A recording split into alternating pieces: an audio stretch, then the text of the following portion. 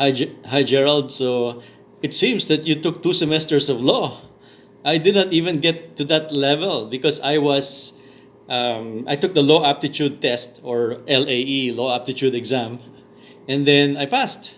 So on a lark also, I went to the interview, and it was Heidi Yorak, the difficult tormentor of the faculty daw, who was very strict and always cross-examining the witness. And luckily for me, as I walked into the interview, I had just studied a semester of philosophy because in Opus Dei we study philosophy and theology.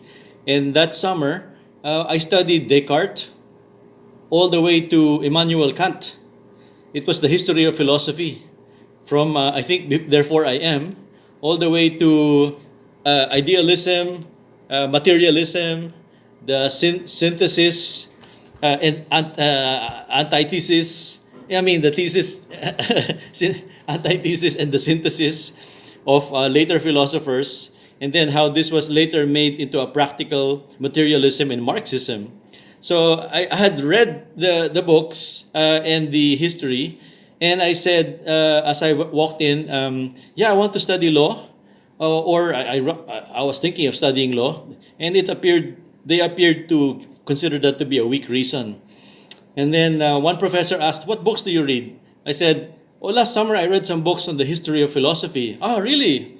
So tell me about who was the dominant philosopher in the 1600s." And I answered. And then they said, "But wasn't that the other philosopher?" "No, that other philosopher said something different. This one said this, it led to that, it led to this, it led to this."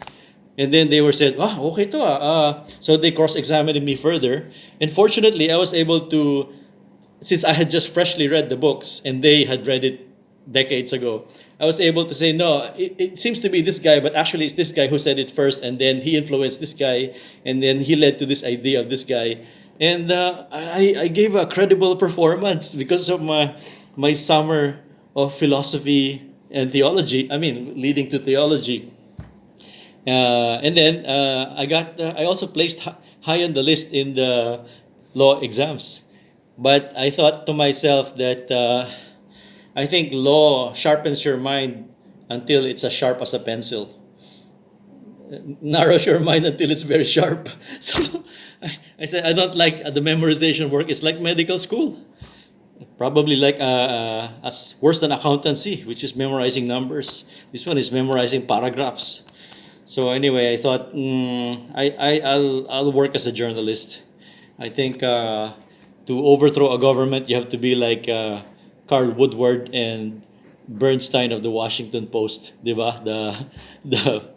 To bring down Watergate and Nixon. So that was my dream.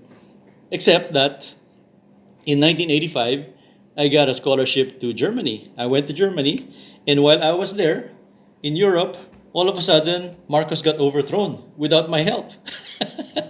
I said, wala akong contribution except to watch the news. And I said, shucks.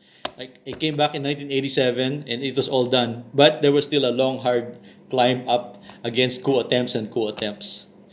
And I thought, will the law help me in this case? No, I think I better switch to economics and help the economy grow for the sake of our starving people. So better than lawyer work. So I went into economics, and later I discovered a subset of finance. So the rest is history. It's more fascinating than memorizing SCRA, Supreme Court annotated reports. Okay, have a nice day.